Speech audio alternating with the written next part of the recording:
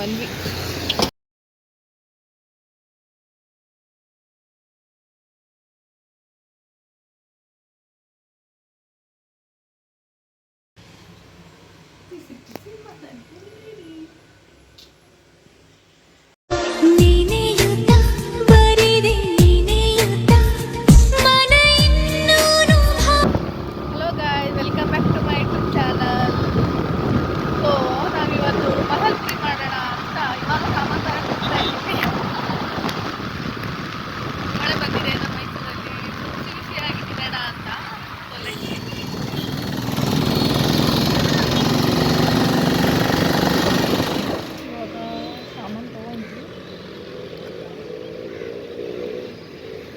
Start ಮಾಡಿ sir ಬೇಗ.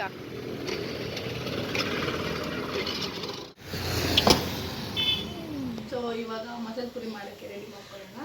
So ಇವಾಗ ನಾನು ಪುದೀನ, ಕೊತ್ತಂಬರಿ ಸೊಪ್ಪು, ಈರುಳ್ಳಿ, ಟೊಮೆಟೊ, ಕರಿಬೇವು, ಶುಂಠಿ, ಹಸಿಮೆಣಸಿನ್ಕಾಯಿ ಮತ್ತು ಬೆಳ್ಳುಳ್ಳಿ ತೊಗೊಂಡಿದ್ದೀನಿ. ಸೊ ಇದಕ್ಕೆ ಮಸಾಲೆ ಜೀರಿಗೆ, ಸೋಂಪು, ಲವಂಗ, ಚಕ್ಕೆ, ಕರಿಮೆಣಸು ಇದನ್ನೆಲ್ಲ ತೊಗೊಂಡಿದ್ದೀನಿ. ಸೊ ಇವಾಗ ನಾನಿಲ್ಲಿ ಆಲೂಗಡ್ಡೆ ಮತ್ತು ಬಟಾಣಿನ ಬೇಯಕ್ಕೆ ಇಟ್ಟಿದ್ದೀನಿ. ಮೊದಲಿಗೆ ನಾನು ಒಂದು ಬಾಣಲೆಯಲ್ಲಿ ಸ್ವಲ್ಪ ಆಯಿಲ್ ಹಾಕ್ಕೊತಿದ್ದೀನಿ. ಸ್ವಲ್ಪ ಸಾಕು, ಜಾಸ್ತಿ ಬೇಡ. ಸೊ ಇವಾಗ ಇದನ್ನು ಹೀಟ್ ಮಾಡೋಕ್ಕೆ ಬಿಡ್ತೀನಿ. ಸೊ ಹಾಗೆ ಹೀಟ್ ಮಾಡ್ಕೊಂಡ ನಂತರ ಚಕ್ಕೆ, ಲವಂಗ, ಜೀರಿಗೆ, ಸೋಂಪು, ಹರಿಮೆಣಸು ಎಲ್ಲವನ್ನು ಚೆನ್ನಾಗಿ ಸಹ ಫ್ರೈ ಮಾಡ್ಕೊತೀನಿ. ಸೊ ಇದು ಫ್ರೈ ಆದ ನಂತರ ನಾನು ಇದಕ್ಕೆ ಆನಿಯನ್ ಹಾಕ್ಕೊತೀನಿ. ಆನಿಯನ್, ಕರಿಬೇವು, ಬೆಳ್ಳುಳ್ಳಿ, ಶುಂಠಿ, ಹಸಿಮೆಣಸಿನ್ಕಾಯಿ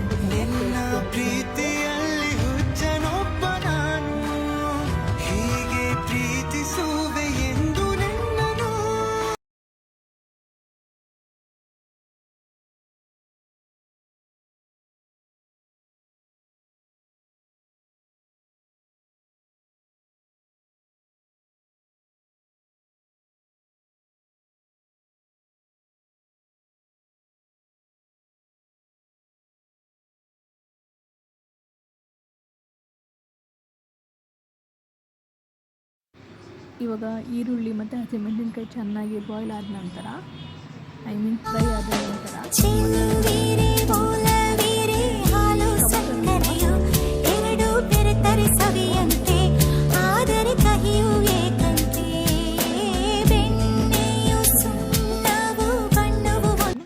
ಆ್ಯಡ್ ಮಾಡಿಕೊಂಡು ಅಗೇನ್ 2 ಮಿನಿಟ್ಸ್ ನಾನು ಇದನ್ನು ಫ್ರೈ ಮಾಡ್ಕೊತೀನಿ.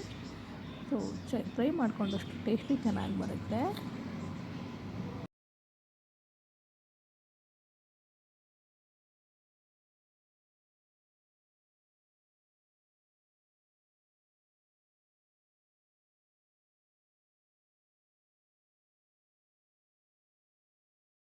ಸೊ ಇದೆಲ್ಲ ಫ್ರೈ ಆದ ನಂತರ ಇವಾಗ ನಾವು 1 ಸ್ಪೂನಷ್ಟು ಜೀರಿಗೆ ಪೌಡರು, ಹಾಗೆ 1 ಸ್ಪೂನ್ ಧನಿಯಾ ಪೌಡರ್, ಹಾಗೆ ಸ್ವಲ್ಪ ಚಾಟ್ ಮಸಾಲ, ಸೊ ಹಾಗೆ ಸ್ವಲ್ಪ ಕರಿಮೆಣಸು. ಅವರಿಗೆ ಸ್ವಲ್ಪ ಕರಿಮೆಣಸು ಸ್ವಲ್ಪ ಹೆಚ್ಚಿಗೆ ಬಿಟ್ಬಿಡ್ತು, ಸ್ವಲ್ಪ ಅಡ್ಜಸ್ಟ್ ಮಾಡ್ಕೊಳ್ಳಿ. ಸೊ ಇದನ್ನೆಲ್ಲ ಹಾಕಿದ ನಂತರ ಇನ್ನೊಂದು ಸ್ವಲ್ಪ ಚೆನ್ನಾಗಿ ಫ್ರೈ ಮಾಡ್ಕೋಬೇಕು. ಚೆನ್ನಾಗಿ ಫ್ರೈ ಮಾಡ್ಕೊಂಡಾದ್ಮೇಲೆ ಸ್ವಲ್ಪ ಆರಕ್ಕೆ ಬಿಡಬೇಕು.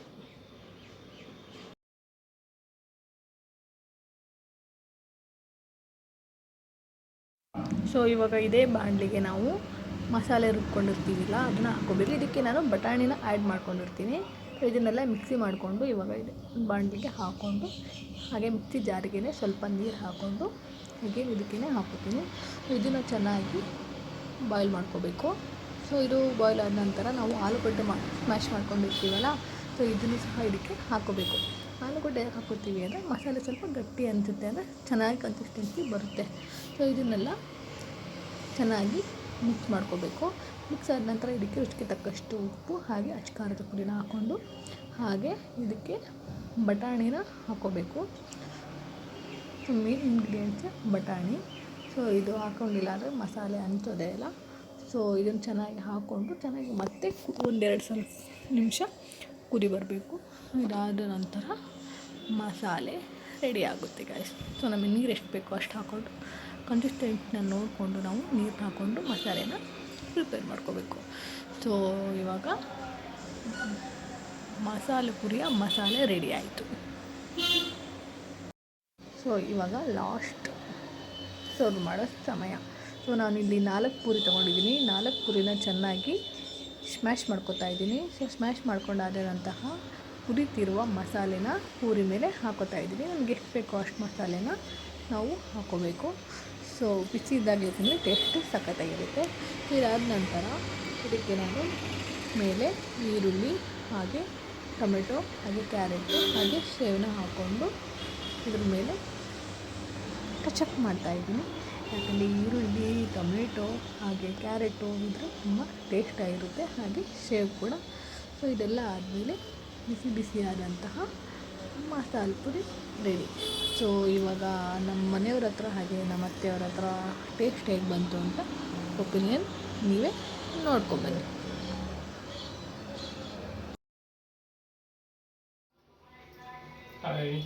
ಹೇಗಾಗಿದೆ ಮಸಾಲೆ ಪುರಿ? ಚೆನ್ನಾಗಿದೆಯಾ?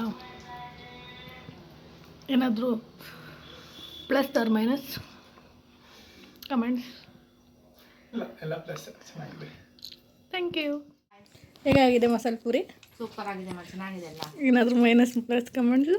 ಏನು ಪ್ಲಸ್, ಎಲ್ಲ ಪ್ಲಸ್ಸೇ. ಹೌದಾ? ಮೈನಸ್ ಕಮೆಂಟ್ಸ್ ಏನಿಲ್ಲ. ಚೆನ್ನಾಗಿದೆ.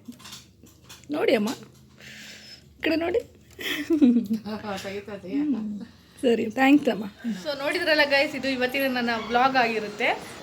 ಮಸಾಲೆ ಪೂರಿ ಮಾಡಿದ್ದೀನಿ ನಾನು ನನ್ನ ವ್ಲಾಗಲ್ಲಿ. ಸೊ ನೀವು ಕೂಡ ನಿಮ್ಮ ಮನೆಗಳಲ್ಲಿ ಟ್ರೈ ಮಾಡಿ. ಸೊ ಈ ವೆದರ್ಗೆ ಸಖತ್ ಟೇಸ್ಟಿಯಾಗಿರುತ್ತೆ ಮಸಾಲೆ ಪೂರಿ ಮಾತ್ರ. ಹಾಗೆ ಯಾರ್ಯಾರು ನನ್ನ ಚಾನಲ್ನ ಸಬ್ಸ್ಕ್ರೈಬ್ ಮಾಡ್ಕೊಂಡಿಲ್ಲೋ ಪ್ಲೀಸ್ ನನ್ನ ಚಾನಲ್ನ ಸಬ್ಸ್ಕ್ರೈಬ್ ಮಾಡ್ಕೊಳ್ಳಿ, ಹಾಗೆ ಬೆಲ್ ಐಕನ್ನ ಕ್ಲಿಕ್ ಮಾಡಿ. ಸೊ ನಾನು ನೆಕ್ಸ್ಟ್ ವಿಡಿಯೋದಲ್ಲಿ ಸಿಗ್ತೀನಿ. Thank you for watching. Bye bye.